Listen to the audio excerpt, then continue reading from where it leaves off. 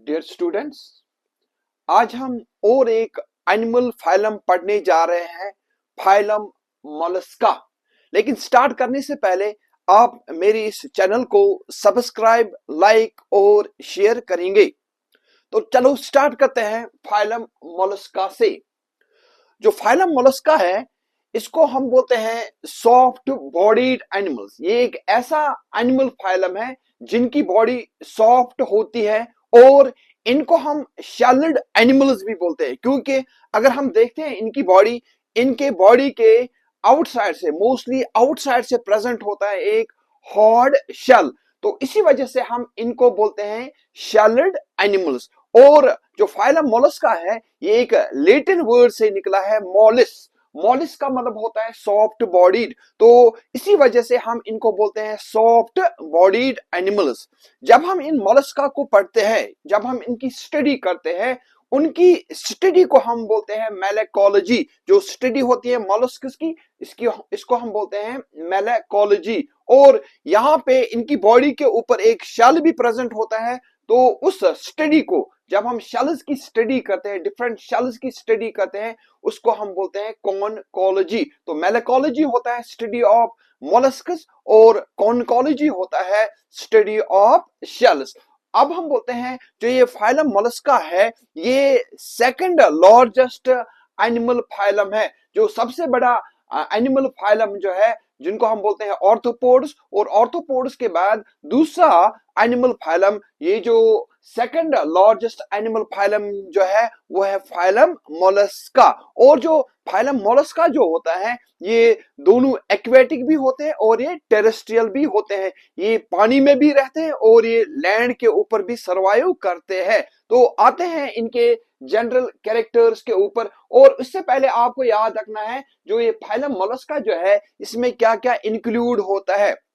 इसमें इंक्लूड होता है क्लैम्स होते हैं एक ग्रुप, स्नेल्स होते हैं, स्लग्स होते हैं, इसी तरह से ऑक्टोपोड्स होते हैं, सिक्विड्स होते हैं, स्लग्स होते हैं और ऑयस्टर्स। ये डिफरेंट जो फॉर्म्स हैं, ये बिलोंग करते हैं to phylum Mollusca, and these are the various examples of these phylum Mollusca.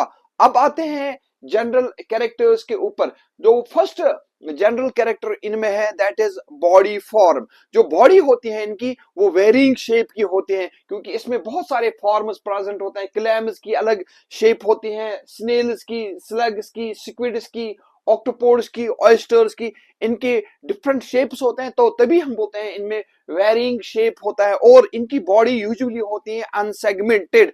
इनकी बॉडी में सेगमेंट्स प्रेजेंट नहीं होते हैं। लेकिन इनमें एक एग्जांपल है जिसको हम बोलते हैं न्यूप्लीना, जिसकी बॉडी जो होती है वो सेगमेंटेड होती है। ये इसमें एक्सेप्शन है।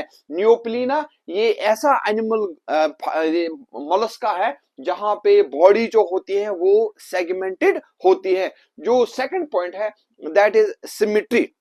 इनमें भी क्या होता है, इनमें भी अदर एनिमल ग्रुप्स की तरह बाइलेटरल सिमेट्री होता है। इनकी बॉडी को हम दो इक्वल हाउस में डिवाइड कर सकते हैं थ्रू सिंगल प्लेन। लेकिन एक एग्जांपल आता है जिनको हम बोलते हैं स्नेल्स, उनमें बॉडी जो होती है वो एसिमेट्रिकल होती है। इनकी बॉडी को हम टू इक्वल हाउस में डिवाइड नहीं कर सकते हैं थ्रू एनी प्लेन। तो इस वजह से हम बोलते हैं स्नेल जो होते हैं वो होते हैं, शाबाश, वो होते हैं एसिमेट्रिकल। और इसके बाद जो थर्ड कैरेक्टर है, दैट इज जर्म लेयर। जो जर्म लेयर होता है इनमें, वो होते हैं ट्रिप्लोब्लास्टिक। ट्रिप्लोब्लास्टिक का मतलब होता है इनकी बॉडी जो होती है वो बनी होती है एक्टोडर्म से भी, एंडोडर्म से भी और मेसोडर्म से भी। तो इसी वजह से हम इनको बोलते हैं ट्रिप्लोब्लास्टिक। जो फोर्थ पॉइंट है, that is levels of organisation.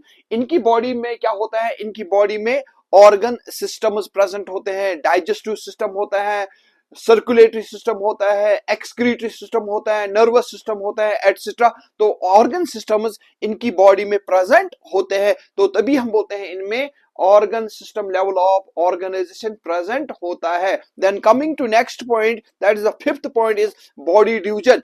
इनकी बॉडी जो होती है वो डिवाइड हुई होती है इनटू थ्री पार्ट्स। एक तो इनका एंटीरियर हेड होता है, ये तो इनका एंटीरियर हेड है। और यहाँ पे आप देख सकते हैं डोर्सल, विसरल मास। यहाँ पे आप देख सकते हैं ये डोर्सल साइड से विसरल मास होता है, और ये विसरल मास जो होता है इसमें बहुत सारे ऑर्गन सिस्टम्स प्रेजेंट होते हैं। विसरल मास में प्रेजेंट होते हैं इनके ऑर्गन सिस्टम। और फिर यहाँ पे आप देख सकते हैं this is the muscular foot, और ये जो मस्कुलर फुट जो होता है ये इनको हेल्प करता है लोकोमोशन प्रोसेस में। तो इनकी बॉडी में 3 पार्ट्स होते हैं, head, then visceral mass, then this muscular foot. Then coming to next point, that is body wall. Body wall जो होता है इनकी बॉडी में 2 layers प्रेजेंट होते हैं। एक तो आउटर साइड से एपिडर्मिस प्रेजेंट होता है और इनर साइड से प्रेजेंट होता है मस्कुलर लेयर। और जो ये मस्कुलर लेयर होते हैं वो अनस्ट्रिप्ड मसल्स होते हैं जिनको हम बोलते हैं इनवॉलेंट्री मसल्स। और इनवॉलेंट्री मसल्स वो मसल्स होते हैं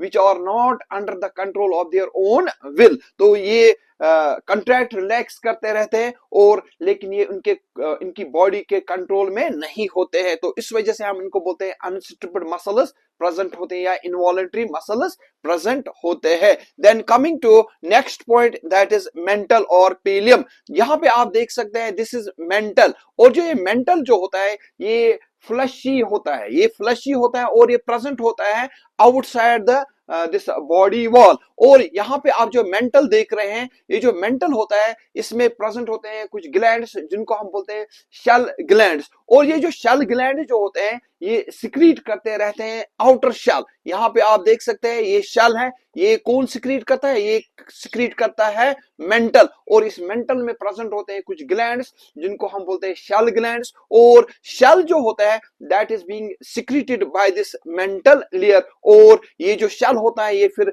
आउटसाइड से प्रेजेंट होता है बहुत सारे फॉर्म्स में और ये इनको प्रोटेक्शन देता है। Then coming to next point, that is shell. Shell अभी हम बोल रहे हैं जो शेल होता है इसको सिक्रीट करने वाला कौन होता है, वो मेंटल होता है। और उस मेंटल में क्या होते हैं, शेल ग्लैंड्स होते हैं और ये फिर डिपॉजिट होता है टू आउटसाइड और ये वहां पे एक्ट करता है एज एन एक्सोस्केलेटन। ये इनकी बॉडी को हार्डनेस देता है, ये इनकी बॉडी को प्रोटेक्ट करता है। और जो ये शेल होता है, शेल बना होता है एक मटेरियल का जिसको हम बोलते हैं कॉनकायोलिन। और ये जो कॉनकायोलिन जो होता है, कॉनकायोलिन जो होता है ये एक एल्ब्यूमिनॉइड सबस्टेंस होता है। यहाँ पे हमने लिखा है जो एक्सोस्केलेटन होता है ये बना होता है कॉनकायोलिन का जिसको हम बोलते हैं एल्ब्यूमिनॉइड सबस्टेंस। और इसके अलावा ये बना होता है कैल्शियम कार्बोनेट का इनऑर्गेनिक सबस्टेंस। और यहाँ पे ये प्रोटीनेशियस सबस्टेंस है और यही बनाता है इस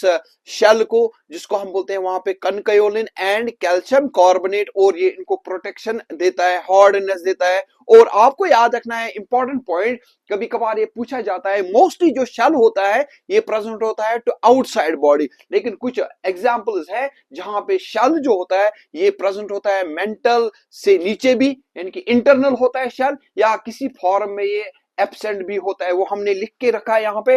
जो शेल होता है वो इंटरनल होता है in one of the mollusc that is called as cuttlefish. Cuttlefish में शेल इंटरनल होता है और ऑक्टोपस जो होता है इनमें शेल एब्सेंट होता है। ये इसमें आपको याद रखना है, क्यूटल फिश में शेल इंटरनल होता है और एब्सेंट होता है ऑक्टोपस में।